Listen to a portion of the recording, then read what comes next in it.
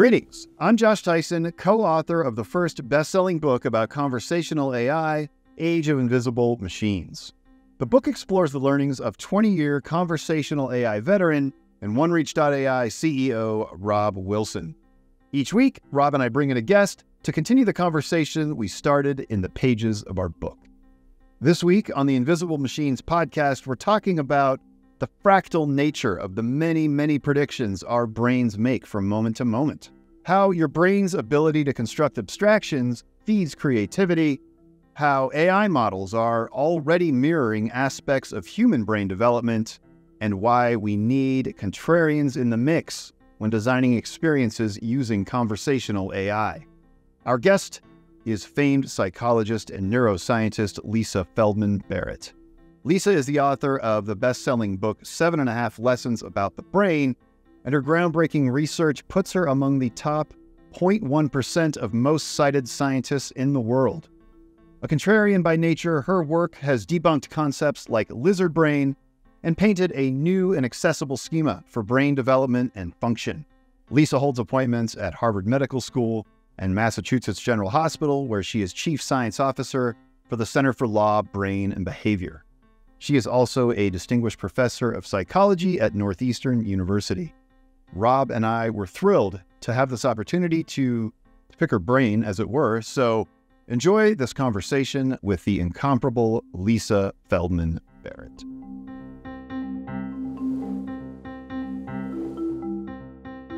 Well, Lisa, welcome to the podcast. We are certainly very excited to have you here today. I'm delighted to be here. Thanks for having me on. Yeah, absolutely. Robb and I yesterday had quite a long conversation about the many things that we want to speak with you about. But one thing that kept coming up is this idea of movement and progress and how it feels like our brains are hardwired to almost crave this sense of forward momentum and progression. And now we're in a moment where technology seems to have sped everything up significantly. And so we're calling into the question kind of the quality of the movement, and if the movement is beneficial to our overall well-being and health. And as happens often, it led to us talking about skateboarding. And on a skateboard, if you roll down a steep hill on a skateboard, we call it bombing hills. It is incredibly exhilarating. It's probably one of the most satisfying feelings of forward motion I can imagine. But you do hit a point. It's called the speed wobbles, where it feels like you're standing on a tightrope and someone just started wiggling it, where the skateboard veers to and fro. And if you go rigid and fight it, you will most certainly hit the pavement. But if you kind of let go, you can coast through. So I guess, the question kind of layered in there is how, from a neurological standpoint, like how important is progress and forward motion? And are we looking at it the wrong way? And are we kind of headed for a epic bail? I don't know. I think there are two things about your question that are interesting to me. One is that if we don't take it metaphorically and we take it actually literally, there is actually something about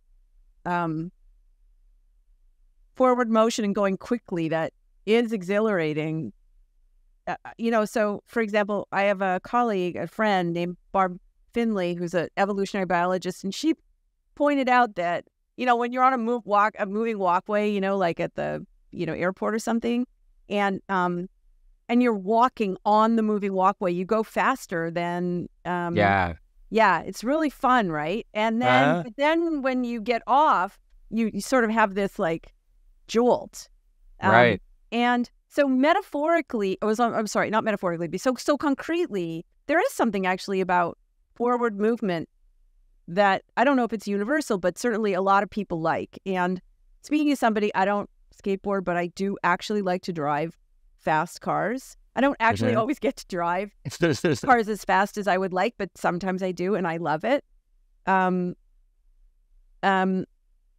But metaphorically, I'm not sure that people crave forward motion. From the brain's perspective, what a brain is attempting to do is always predict what's going to happen next.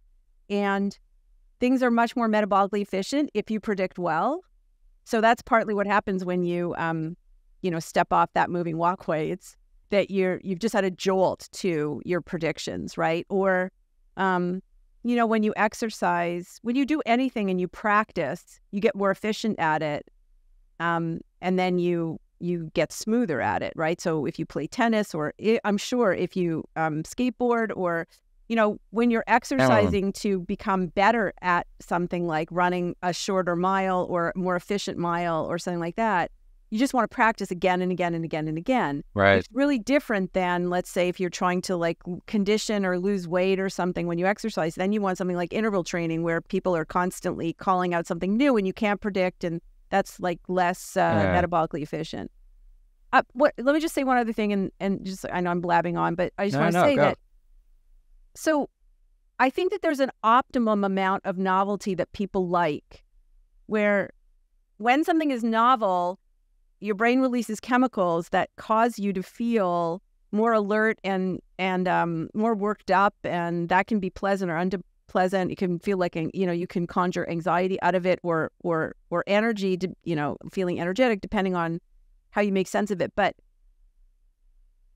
that's true for most things, except when it comes to other humans. When it comes to other humans, we like everything to be the same. People select themselves into situations where there's a lot of sameness, and they don't like novelty when it comes to, we like novelty in almost everything except each other. Is it, I'm going to try to oversimplify this and call me out on it for sure. Is forward motion then, like our ability to fool our brains into forward motion when it's not physically happening, could that just be like we predict the next thing and then we can't wait to see if we're right, and then we predict the next thing and then we can't see, and that's motion, like predict the next thing, then we can't wait to see, anticipate, are we right, find out. Maybe it could be, but humans, like other animals, are kind of, we do something called niche construction. That's a fancy word for meaning we act on our environment to try to make things true. Okay. So we add to the world, we add to reality. We do it a lot of different ways. So people are constantly selecting themselves into and out of situations to optimize their predictions, right? Got it. And also brains will, for a number of reasons, when there's error in your prediction, sometimes the brain just doesn't take it in, and you just go with the prediction. That's what you do, and that's what you experience. You see what you want to see. Yeah, more than you might think. Yeah. What is happening when we're wrong? What is going on in our, like, we predict we're wrong. We predict we're wrong. What is happening in our brains? If we're not deceiving ourselves, if we're so brain's working the way. Yeah. So when I say predict, I mean literally, like, what does your heart have to do in the next moment? Where does the glucose have to be? Right. How much oxygen do you need? If you're sitting and you're about to stand up, your brain starts to raise your blood pressure as it stands you up, so that there's oxygen in your, it gets enough oxygen so that by the time you're standing, you don't faint. So I'm not talking necessarily about like lofty predictions at like who's going to win the Super Bowl or whatever, but I'm talking about like moment to moment predictions for running a body. And the brain is predicting what it needs to do next, and also what the sensory consequences will be. So simply, like, well, the last time I moved in this way, what did I hear? What did I see? What did I smell? What did I feel? That's how experience is constructed. And what happens when you fail to predict properly, so say like you're in an environment that's really new, or you encounter something that was unexpected, your brain will attempt to use bits and pieces of past experience and put them together kind of like in novel ways, which is called conceptual combination. So try to take what you know, combine it in a new way. If that doesn't work, it's going to attempt to learn the prediction error. And in fact, that's what, in psychology, the fancy name we give to taking in prediction error is learning. That's what learning is. Right. It's creating new prediction algorithms. Yeah, basically. And so the brain will adjust to that new information and learn it so that it can predict better next time. Interesting. And is there a penalty? Is there some sort of chemical penalty for being wrong? You bet. So it's not so much a chemical penalty. It's like there's a metabolic penalty, and because like the most expensive. Is it caloric then, essentially? No, it's efficiency. Okay. It's really about efficiency can actually, depending on where the inefficiency is, it can be a penalty of caloric nature. So, for example, if you this is this finding that I'm sorry, I'm just gonna throw findings at you sometimes. Yeah, please do. That's how Please I do. actually talk this way to people in my everyday life, which you could imagine, It sort of makes it fun at a dinner party for a little while, but people think you're fun, and then their eyes start to roll back in their heads. I don't know what you're talking about. I've never experienced that. So it's only my whole life. For example, if you, so stress is just a moment where your brain is predicting that you have a big metabolic outlay that's about to happen. And so it will direct organs in your body to release cortisol so that the cortisol is not a stress hormone. It's a hormone that just helps your cells metabolize glucose faster, okay?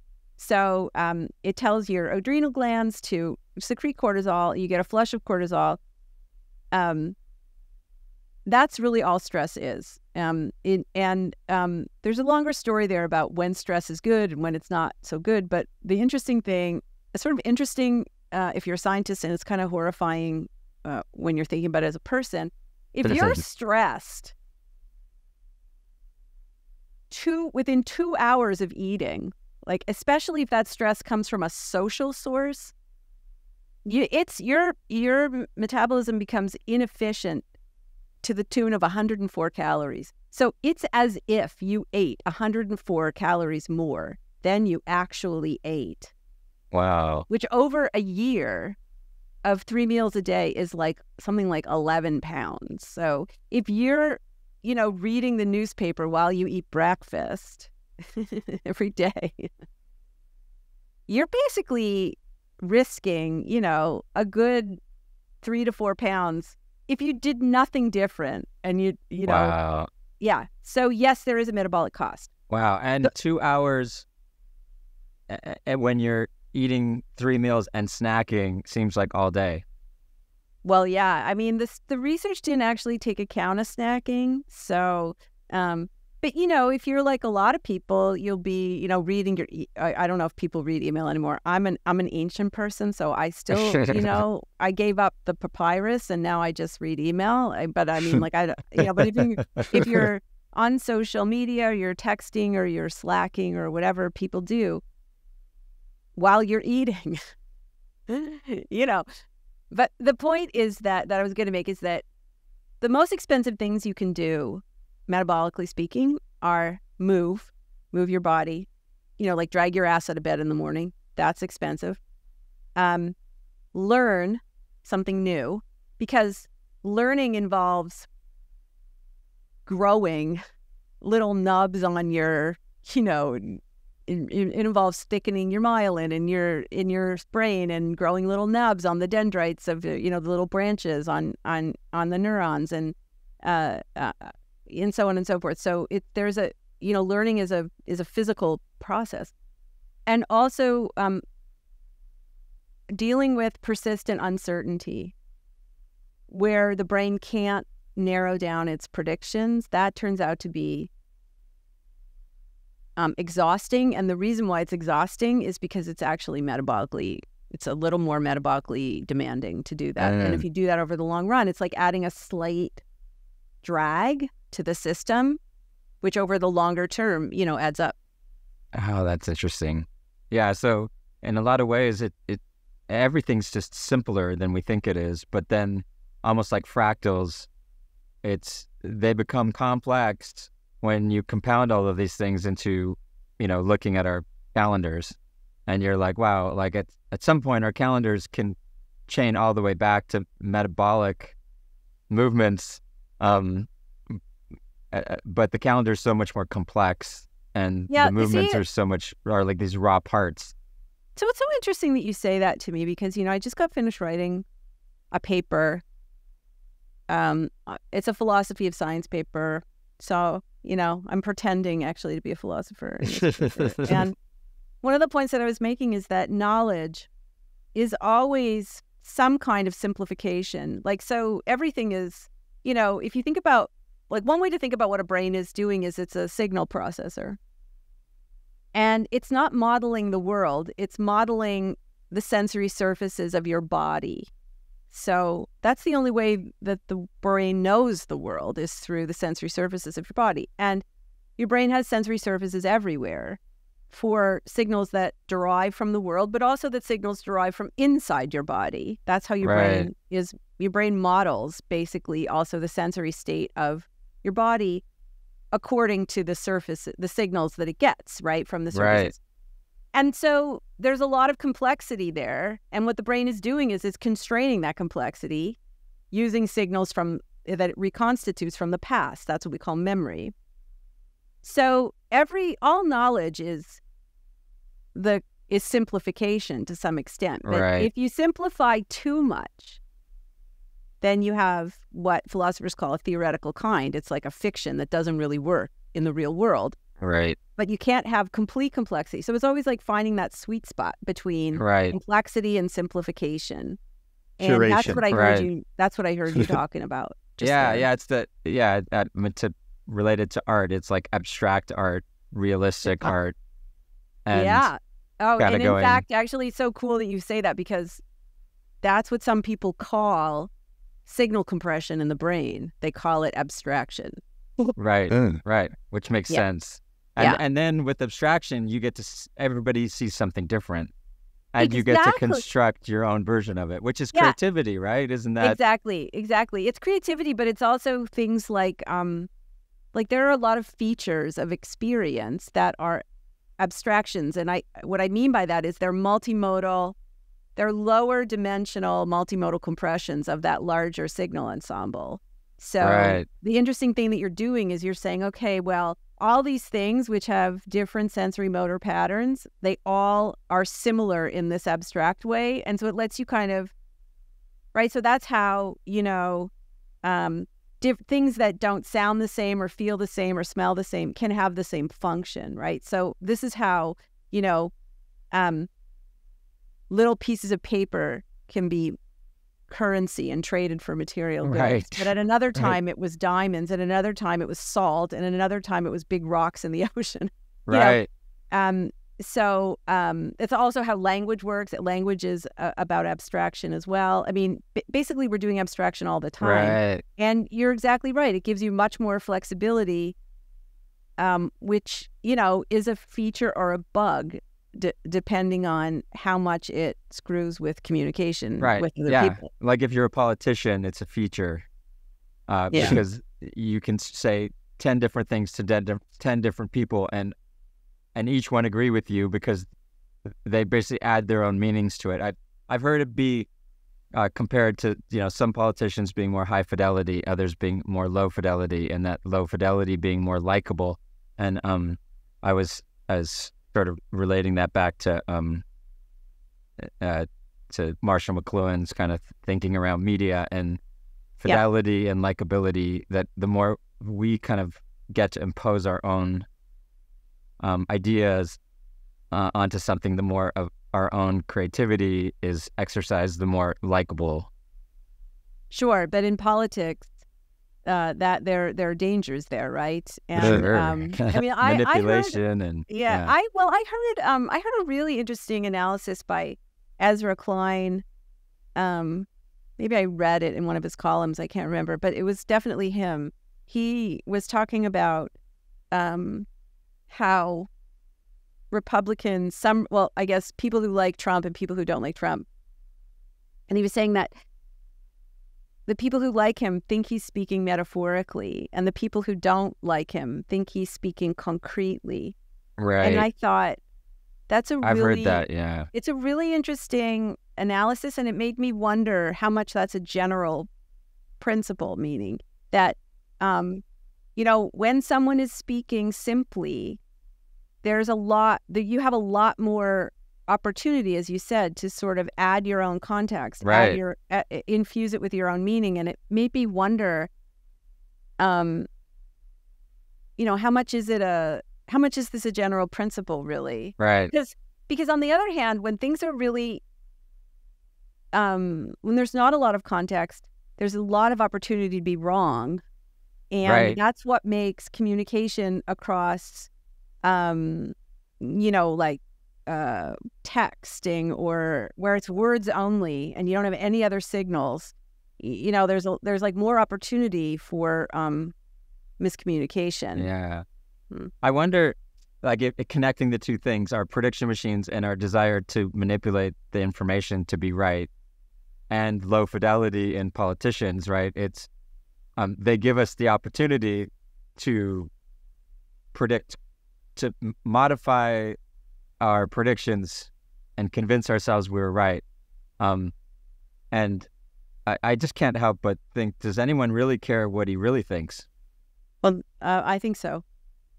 Because I think that a president, I mean, we should care. We don't need to get too political, but presidents do they do influence the outcomes of people. Yeah. It just sometimes takes a while for it to manifest, but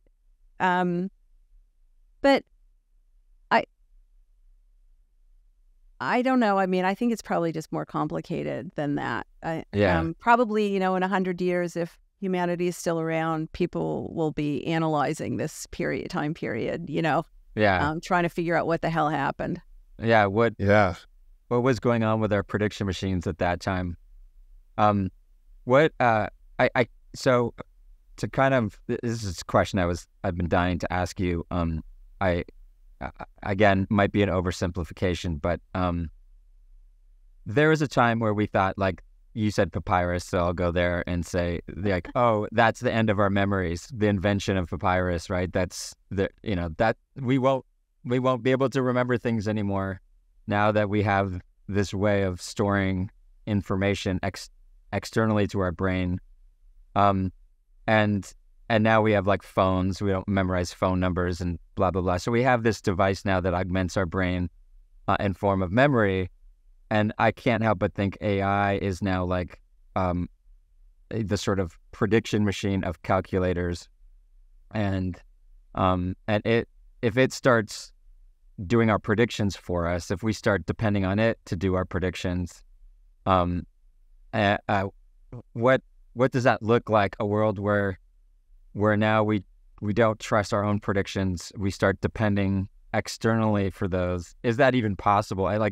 Does that just take the meaning of life away and why we live? Or is it possible that we just start to lean on machines to do our predictions for us, and therefore it sort of dictates how we feel? So I usually resist making predictions about humanity. What's going to happen in the long run, because I don't know. I don't really know. But I could probably argue it either way, honestly. And I think in general, my feeling about technology and tools, whether they're conceptual or whether they're, technological, is there's nothing inherently wrong with a concept or a tool or technology. It's all in how you use it, right? So there are better ways and worse ways to use tools, I think. So I think I'm not thinking about AI here, but I am thinking about like the internet, for example. And I think, well, I was just saying this to my husband recently, that I don't think I could have written any of my books if I didn't have the internet, because I'm integrating across probably 6 or 7 disciplines at the same time, that I have to hold things in working memory. So I wanted to work in the space of philosophy of science most recently. And so I had to basically learn it in like 6 months, like learn the space. I'm not saying I'm an expert by any means. I'm not a philosopher, but I've done this with, I started as a clinical psychologist, and then I retrained in social psychology, and then in physiology, and then in neuroscience, and then in evolutionary biology. And of course, I always had and engineering a little bit, and I had help from colleagues, but I also was able to order a book and get it here in 24 hours. I was able to, sample a lot of different material really quickly and hold it all in mind while I'm integrating it. I don't think that would have been possible without technology. That being said, I also don't memorize phone numbers anymore. So it's possible that what we're doing is freeing up mundane, there's only so much space up there in your brain. And some scientists think that that's what forgetting happens, because even though we've got a lot of space, we don't have infinite space. And so it's possible that we're just trading out certain functions for other functions, that will let us do really complicated things. I think with AI, with generative AI, the question is really, is an algorithm that is not embodied and doesn't have to concern itself with the kinds of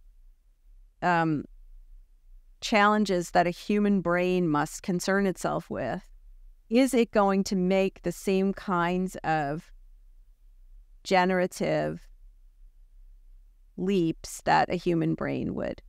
And then the second piece of that is, if we invest AI with more, the outcomes with, or the decisions with more confidence, so people tend to believe that machines can do a better job of a lot of things than humans can. And so they're more willing to trust, right? So scientists believe that if you use, deep learning or some other kind of, representational learning or any kind of really sophisticated algorithm, that you're going to be able to pull things out of your data that you yourself wouldn't be able to do. That's actually not true. Right. You're always limited by the data you collect, and if you collect shitty data, that's there's no AI is going to save you from the theory ladenness of your own data. So I guess I just think it's not that, maybe I'm not really answering your question because I just don't know. I think it just depends on how these factors get weighed. I think the thing that would concern me the most is that people believe in, well, two things. People believe, I think, that technology can do a better job of some things, that it's not really clear that we should be investing technology with that kind of confidence. And the second thing is that no matter how fancy your algorithm is, it's only as good as the questions you ask with it and the data that you feed it. And if those things are full of theory ladenness, if they're constrained in ways by your own biases, you're never going to be able to. All it's going to do is enhance those biases, not going to protect you from them. Yeah, I think you did answer my question, because I think fundamentally it's, well, if machines start taking on some of the predictions that our brain is currently doing, we'll just find new things to predict. And well, that's how it's structured to do that. Otherwise we're comatose. Otherwise we're just, not doing anything. And whether those new things we predict are better or worse, maybe it's not a qualitative thing. It's just different. And that's it. We'll find other things to predict. And we'll never get tired of predicting and guessing and then finding out if we're right or wrong. We're not going to offload that, because that's fun when we say, well, I'm going to roll a 1, and you roll the dice and it's a 1, and we all celebrate, and we all go, why are we celebrating? What just happened? Why is this so exciting? The fact that a machine could have predicted that for us, who cares? We're still going to roll the dice, and we're still going to make those guesses, and we're still going to celebrate when we're right. And so it's irrelevant, whether it starts making more predictions for us, but maybe it does help us make better predictions on the things that matter. Or maybe it makes us think they're better. Or it makes, they're not. It gives us more confidence. So you can't do anything other than predict, because your brain is structured that way, to work that way. that being said, if you don't make a prediction, then you're experientially blind. What you're experiencing is noise. The signals are just noise to you. So predictions are required for you to have any kind of meaningful experience of something, just because of how the neurons are structured and how they talk to each other. But there are skills, I guess, that you hone in learning to predict in particular ways, maybe. So, for example, with our students, right, we've told them you can't use AI to help you write. And the reason why that's the case is that good writing is really fundamentally good thinking. Right. And if you can't reason well, you're never going to write well. Right. And we really want to train them how to think. That's the goal, right? That's a way of, to write well, you have to be predicting, you have to have a theory of mind, and you have to be predicting how your reader is going to digest what you've said, what you've written. Good writing is all about theory of mind for your audience. Yeah. What's interesting to me about what you said too is we're all old enough to remember when, if you wanted to use a computer, you had to go to a special room in a special building. The computer But department. now we're sharing the world with a generation who will grow up having the experience of just being able to converse with machines in any room of the house. Yeah. And I think, a lot of the things that we look at in terms of how you could leverage AI in productivity settings focuses on finding ways to predict what people want before they actually even know it, right? Come look through all the customer data so you already know why they're calling, and you can present them with options and they can be on their way. But on a long enough timeline, does that corrupt kind of what you're talking about? Without even meaning to ruin thinking, if we have machines doing so much of the predicting for us, obviously biological predictions will still need to take place within our bodies, but are we gonna, I think maybe you described fronds of the brain being pruned. Are we gonna start pruning away parts of our brain that might not come back? Maybe. That definitely be possible. But what comes to my mind, what came to my mind when you just said that was, what? I think maybe there's a room for oppositionality. I'm the kind of person who doesn't ever like to be told what to do I can't even follow a recipe, man. I have trouble. I'm the same way. Yeah. So I once read I read a series of papers that talked about what are the biological differences of innovators? And I tend to be very skeptical of these kinds of questions because there's not one magic pill. But I think of myself and I think, well, it's not that I'm not really objecting all the time. My mother might disagree with that, but what I am is always questioning, right? I don't like to take people's words for it in general. This is just me. And so I think there probably what will happen will be maybe that certain attitudes towards the world, I'm trying not to say personality traits because traits don't exist like that, but people who are more willing to question authority maybe, or more willing not to take somebody else's word for it, or whatever. It may fall to people like that to not let that happen. I don't know. That's a completely speculative idea. Yeah, being right about things that most people are wrong about is very fun. I couldn't help but think that a lot of what you say is challenges a lot of the things that people don't even question, like lizard brain, left brain, right brain, all of this stuff that we don't. It's so ingrained in our thinking that we don't even question that it's a fact. It's almost like it's unquestionable. It's a thing that must exist, and then I find it fascinating at how many of those things are not true, and how fun that must be for you.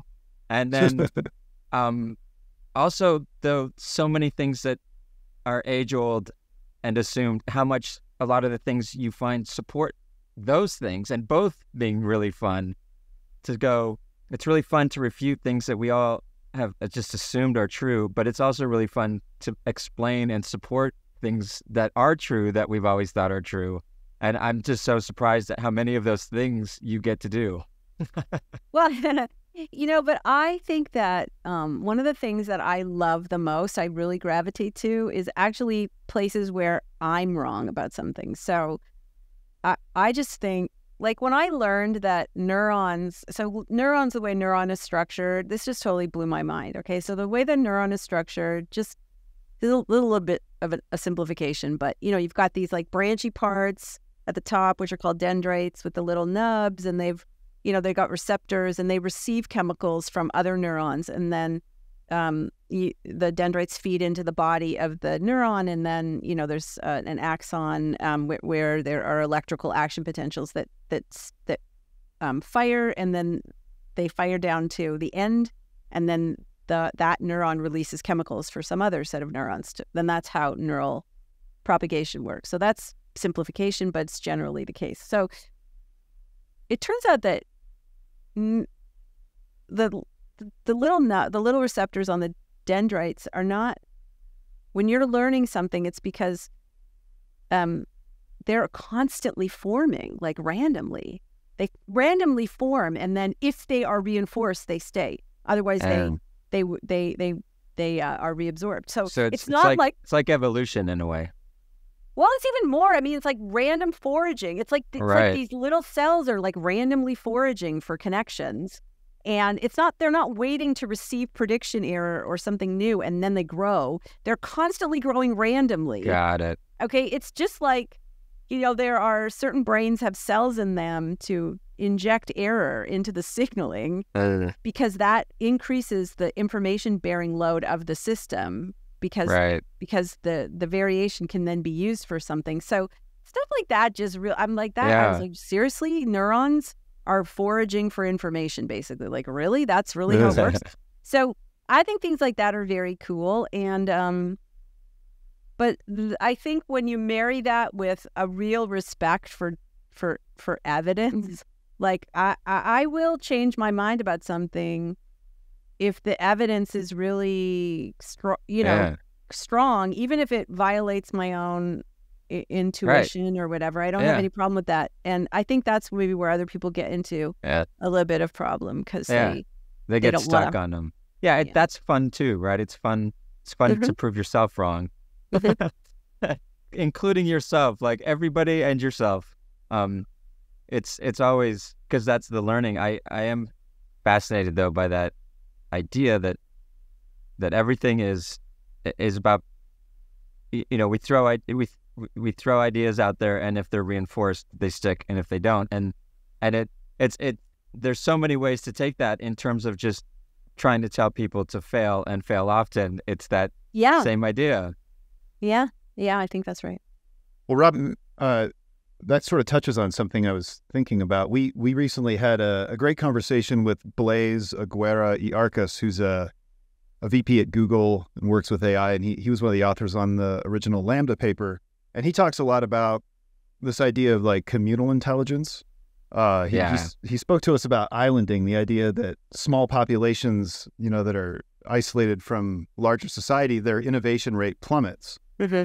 And so we were actually talking about this yesterday, that what is there out there to support this idea of sort of a communal collective intelligence? I know in your book, you described that so much of brain development is done through social interaction, but I wonder if there are measurable relationships within societies or communities where brain activity is sort of feeding off one another. We kind of had this wild idea that if you were able to assemble a group of people and kind of monitor all their brain waves and watch them through these different interactions, and then somehow I guess you'd have to apply AI to like algorithms to start searching for patterns, and you could develop some deeper understanding of how these different brains are working in that environment, that in and of itself might represent like AGI or some crazy form of intelligence. So we were wondering if there's science to kind of back some of that up. So I would say, this is not my area of expertise, but I have a couple of thoughts. One is that I think there's already evidence that brains synchronize with each other. So there's certainly evidence that other signals, humans synchronize their signals. They synchronize over the short term. So for example, if we were actually in person, the three of us, and we were having coffee, for example, and even though we don't know each other very well, if we liked each other and we trusted each other, our breathing rates would synchronize, or they'd come closer, and probably our heart rates, because breathing is how it's really the only way you can like hijack your heart really I've actually seen and try to control it. I've actually seen a study where we harmonize as well. Yeah, exactly. Large groups of people, it happens with too. Sometimes. And also there's also what's called mirroring of behavior, where, you scratch your chin and I'll scratch my cheek and somebody else will scratch their head. And, so there are these subtle ways in which we coordinate our signals with each other. Mothers and infants do it. It's probably true with fathers too, although I don't know that I can't think of a study, but probably somebody's looked at it. It happens even between therapists and patients. It's kind of ubiquitous. That being said, I think it's hard. It's hard. People haven't really taken that to the next level, which I think, Josh, is what you were suggesting. So if you there, and actually there is evidence that when people are watching the same movie, their neural patterns synchronize to some extent. But whether that allows someone else to become, take some of the information bearing load from you, or the two of you, two people can do more than the sum of their parts. I don't think empirically that there's evidence for that yet, but I don't see why there couldn't be. And I'll just say in my life, in the context of discovery, I'll say that's how I live my entire career. The co-director of the lab we both direct the lab, she's a physiologist and I'm a neuroscientist, and we sometimes joke that like together we're a whole person. When I want to know something about how the brain is managing the body, there are some things about the body that I don't necessarily know that she knows really quite well. And we've been able to discover things together that we would not have discovered if, alone. And in fact, I was just talking to somebody last night where I was saying, I didn't know the word islanding, but I said, like somebody was asking me like, how is it that you're so creative that, and I don't think I'm more creative inherently than other people. I just think I read broadly. And a lot of what I'm doing is I'm learning things from other fields, and then I'm asking how that helps. So learning about dynamical systems, learning about state spaces, in engineering turned out to be like really formative for me. It changed a whole bunch of, views that I had based on a new set of concepts that I had from this field that I didn't completely know, And so I don't know how much, I think that the kind of the great man theory of science, and innovation, like, oh, you have this person who's really creative or you have this person who's really innovative. I don't actually think that's exactly right. What I would say maybe is that it's about being able to import knowledge from other people and use it. And so right. I think maybe those things are related. Like you're more likely to learn from someone, copy them, use their ideas if you trust them. So my guess is it wouldn't be about how much brain signaling there is, but about the certain types of synchrony. Right. Or the flow of information or something like that, if you could quantify that in some way, like some actionable way. That's kind of where we went, was like, is the study right now sort of out of context? Like as you look at the tools to study brain activity, etc., is it out of context because you're not able to study completely it as it's happening within within the communities that we all live in.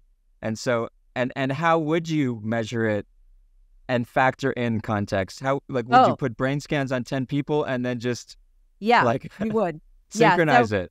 Yeah. So what you would do, I mean, we tried to do this a really long time ago with something called optical imaging. So there was these ambulatory optical imagers. They're sort of like souped up EEG caps. Okay. And you had to, like, at the time, it was like 10 years ago, you had to wear like a computer on your back. And we had people walking around with these things. We do, in the world, sampling of physiological signals, for example. And I actually think that's how all research should be done. It should be done out in the world where you are capturing complexity and modeling it for, trying to understand what its structure is and model it. That's my view at this point. So I do think, I heard a rumor that there's ambulatory MEG, which is a little bit like fMRI, but not exactly. But people walking around with big, like, big equipment on their head. I think that's probably how things will go eventually. Yeah. And that, I guess that'll be interesting to start studying within. I guess there's just so much still to learn, right? I mean. Oh, well, I think mostly, in my field, I think mostly people are still asking the wrong questions, frankly. So, yeah, I think there's still a lot to learn. Yeah. Sorry, Josh, you had something there. Well, I was going to say that you mentioned, like, the kind of lone innovator idea, and that was something that Blaise brought up as well, that, like, if you look historically, I think, Edison's credited with the light bulb, but around that same time, there were like 12 instances of relatively the same thing being invented because of the availability of certain technologies, and how that was kind of another indicator of collective intelligence, where if, like, the same resources are widely available, then people are going to come up with certain things. So there was that point. But then I think I was also thinking about how in reading your book, Lisa, it struck me, I guess I'm always struck by, like, how similar some of these AI systems really are to, say, systems in nature, and especially the human brain. You were talking about, like, children's developing brains. If they're, for instance, like, only exposed to white faces, when they see faces of different ethnicities, they have trouble distinguishing characteristics. And I've been reading Joy Bulawami's book on masking AI, and she was trying to create facial recognition, or she was using facial recognition models to try and create software, and it was failing to recognize her features. She's of Ghanaian descent and has dark complexion. I met her. Yeah, exactly. Yeah. So she was wearing, like, a white mask to do it. But, like, it feels like we're in this sort of weird toddling phase with these systems, and I wonder if there are things about brain development that we should be thinking about as we're sort of forging ahead, accidentally recreating a version of it. Yeah, I absolutely agree with you. I think the problem I would see there, though, Josh, is that I think even when people, a brain, an infant brain is not a miniature adult brain. It's getting wiring instructions from the world. Some of those wiring instructions come from the infant's own body, but a lot of them come from how we talk and interact and with that infant. And what we're doing is we're imparting cultural knowledge, basically. So this is how cultural inheritance happens. It's considered epigenetic evolution in the sense that it's not, it's an information transfer across generations that's not based on genes. It's based on, the genes make possible certain types of learning by experience. But the thing is that most people, when they're socializing, that would be the word that we would use, right? They're socializing a child. They don't think that what they're doing is wiring that kid's brain, right? So that's a pretty sophisticated idea. And so I don't know that, I think you'd have to know that before you would be worried that you'd be doing the same thing with AI. But that is what is happening with AI. So, I've been, for years now, been giving a series of talks on emotion recognition systems. And, what people are doing with these systems, well, they're conflating, like, detecting a movement on the face with the inferential meaning of the movement. But But even more than that, they're basically enshrining stereotypes in code by how they train the systems. And, but it's what you said. It's the same principle, really. It's exactly the same principle. We talk a lot about that with, like, there's a lot of folks that try to sell systems for, recognizing emotion through words. And as, this idea that sentiment analysis using AI, and it's, in our experience, wrong so often that it's useless. People use words, and each person's meaning behind those words is different, and culturally, blah blah blah. I'm sure that's kind of what you're talking about. Is yeah, exactly. It's just that with facial movements, people believe that they read facial movements. Nobody reads movements are not a language to be read like words on a page. And people. So the best research shows that in Western countries, people scowl 35% of the time when they're angry, which is more than chance. So get you publication in the Proceedings of the National Academy. But that means 65% of the time you're doing something else that's meaningful with your face when you're angry, which means, you'll miss more than half of the times. And also the specificity is low. So people scowl when they're not angry, at least at least 50% of the time when people are scowling, they're not angry. So, they're concentrating really hard, or someone told them a bad joke, or they have bad gas, or, whatever. Right. And so it's concerning.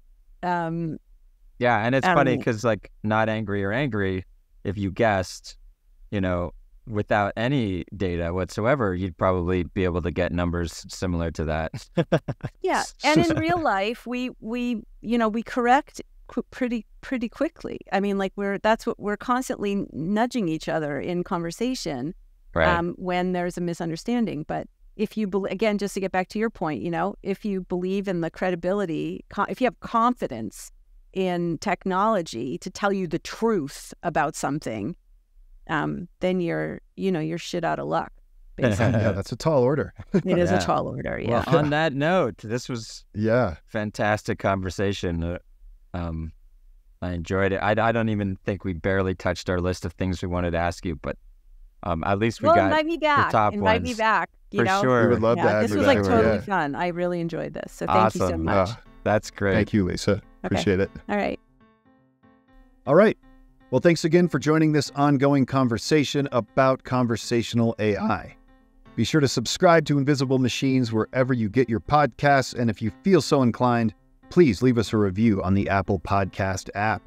You can also watch these conversations on the Invisible Machines YouTube channel. This podcast is produced for UX Magazine in partnership with OneReach.ai. Over the past 5 years, our team of nearly 200 engineers, scientists, experienced designers, anthropologists, and linguists have been developing Generative Studio X, an award-winning platform that has the lone distinction of being named a leader by every major analyst group. GSX is a complete environment for hosting, creating, analyzing, and scaling your own digital teammates called Intelligent Digital Workers. For an interactive demo of IDWs in action and to learn more about the GSX platform, head to OneReach.ai. This podcast would not be possible without the hard work and dedication of executive producer Elias Parker and producer Kate Timchenko. Our video and audio editor is Michael Litvinov, and we rely on support from the marketing team at OneReach.ai, including Allison Harshberger, Anastasia Nechtalio, and Vera Prokodko. Thanks again, and we look forward to connecting with you next week, right here on Invisible Machines.